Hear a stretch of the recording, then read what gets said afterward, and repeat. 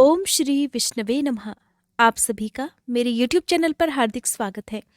माघ मास के कृष्ण पक्ष में पड़ने वाली एकादशी को षटतिला एकादशी कहा जाता है।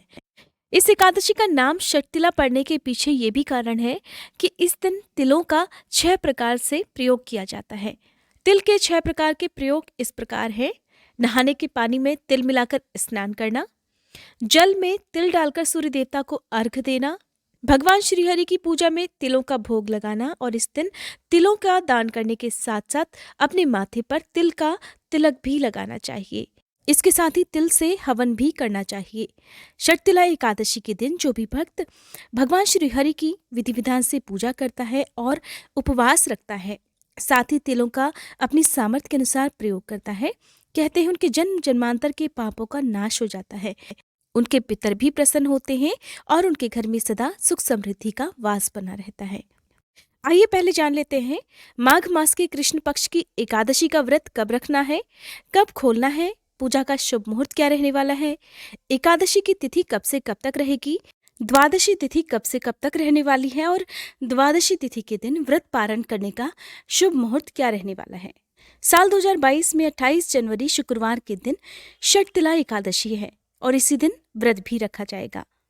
एकादशी व्रत में भगवान श्री हरि के साथ साथ भगवान कृष्ण और माँ लक्ष्मी जी की भी पूजा करनी चाहिए। एकादशी की तिथि प्रारंभ हो रही है 28 जनवरी की सुबह 2:16 से, जिसकी समाप्ति हो जाएगी 28 जनवरी की रात में ही 11:35 पर। इस दिन सूर्योदय का समय रहेगा सुबह 7:12 और सूर्यास्त का समय रहेगा शाम 6:07 पर। एकादशी व्रत में सुबह उगते सूरज को जल भी अर्पित करना चाहिए। द्वादशी तिथि प्रारंभ हो रही है 28 जनवरी की रात 11:36 से, जिसकी समाप्ति होगी 29 जनवरी की रात 8:37 पर। इस दिन सूर्योदय का समय रहेगा सुबह 7:11 पर और सूर्यास्त का समय रहेगा शाम 6:07 पर। द्वादशी तिथि को हमेशा सूर्योदय के बाद ही एकादशी का व्रत खोला जाता है। व्रत पारण का शुभ मुहूर्त रहने वाला है सुबह 7:12 से लेकर 9:28 तक और इस दिन राहु काल का समय भी रहेगा, जिसका समय रहेगा सुबह 9:30 से लेकर 11:30 तक। कहते हैं कि हिंदू धर्म की मान्यताओं के अनुसार राहु काल में कोई भी शुभ कार्य नहीं करना चाहिए, इसलिए आप राहु काल का समय प्रारंभ होने से पहले द्वादशी की पूजा भी कर लें और अपनी सामर्थ्य के अनुसार दान दक्षिणा देकर व्रत भी खोल लें। षटतिला एकादशी के दिन सुबह उठकर धरती माता को प्रणाम करने के साथ ही पानी में काले तिल डालकर स्नान करना चाहिए। इसके साथ ही भगवान श्री हरि की पूजा का और यदि आप व्रत रखना चाहते हैं एकादशी का तो उसका भी आपको संकल्प लेना चाहिए। फिर एक चौकी पर पीला साफ वस्त्र बिछाकर उस पर भगवान श्री हरि की और माँ लक्ष्मी जी की तस्वीर या फिर मूर्ति की स्थापना करनी चाहिए। यदि आपके पास भगवान कृष्ण की मूर्ति है या तस्वीर है तो आप उसकी भी स्थापना कर सकते हैं। फिर भगवान श्री हरि को चंदन का तिलक लगाकर पीले फल पीले फूल अर्पित करने चाहिए। इस दिन आप अक्षत का प्रयोग ना करें, क्योंकि एकादशी के दिन चावल का प्रयोग ना तो पूजा में करना चाहिए और ना ही दान देना चाहिए। द्वादशी तिथि को आप चावल का दान कर सकते हैं, लेकिन एकादशी के व्रत में घर पर भी आपको ना तो चावल बनाने चाहिए और ना ही घर परिवार के किसी भी सदस्य को चावल खाने चाहिए। ऐसी मान्यता है कि एकादशी के दिन चावल खाने से अगले जन्म में धरती पर रेंगने वाले कीड़े मकोड़ों का जन्म मिलता है। फिर धूप दीपक जलाकर भगवान श्री हरि की पूजा करें, भगवान श्री हरि के मंत्रों का जाप करें और भगवान श्री हरि को काले तिल और तुलसी दल आप विशेष रूप से अर्पित करें, तभी आपकी षटतिला एकादशी की पूजा संपूर्ण मानी जाएगी। इसके साथ ही विष्णु चालीसा का पाठ करना चाहिए, भगवत गीता का भगवत कथा का पाठ करना चाहिए या सुनना चाहिए और फिर आप विष्णु सहस्त्र नाम का पाठ भी पढ़ सकते हैं या सुन सकते हैं। व्रत की कथा आपको सुबह के समय भी जरूर सुननी चाहिए और द्वादशी तिथि तक आपको सुबह शाम नियम से कथा सुननी चाहिए।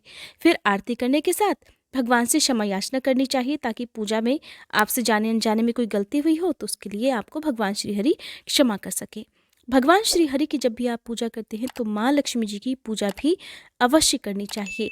ऐसा करने से माँ लक्ष्मी जी भी प्रसन्न होती हैं और आपके घर में अनावश्यक रूप से जो खर्चे होते हैं उन पर भी रोक लगती है।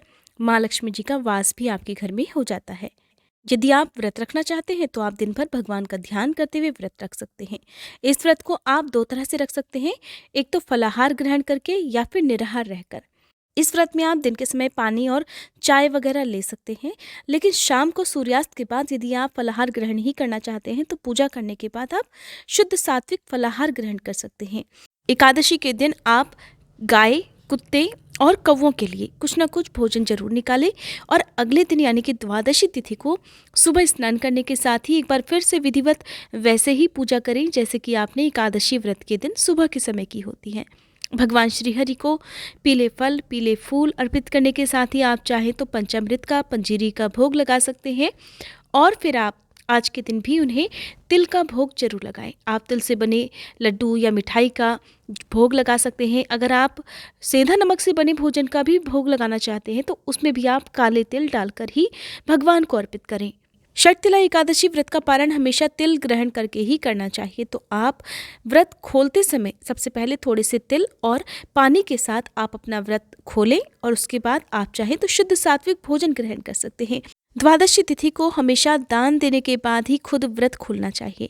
इसके लिए आप अपने आसपास के किसी मंदिर में दान की सामग्री भी दे सकते हैं, या अगर आप ऐसा ना कर पाएँ तो दान में दी जाने वाली जो भी सामग्री है उसमें आप थोड़े से तिल अवश्य रखें, दक्षिणा अवश्य रखें, चाहे कम से कम 11 रुपये ही क्यों ना रखें, और उन्हें आप एक तरफ उठाकर रख दें। कोई गंदे हाथ से दान में दी जाने वाली सामग्री को ना छुए। उसके बाद जब भी आपके लिए संभव हो तब आप उसका दान कर दें। उससे पहले आप चाहे काली चींटियों को, चिड़ियों को या गाय को, कुत्ते को कुछ ना कुछ भोजन जरूर कराएं। उसके बाद ही आप अपना व्रत खोलें। कहते हैं कि दान देने से पहले जो भी एकादशी व्रत खोल लेता है उसका व्रत पूर्ण नहीं माना जाता है। ये थी आज की वीडियो। उम्मीद करती हूँ ये जानकारी आपको पसंद आई होगी।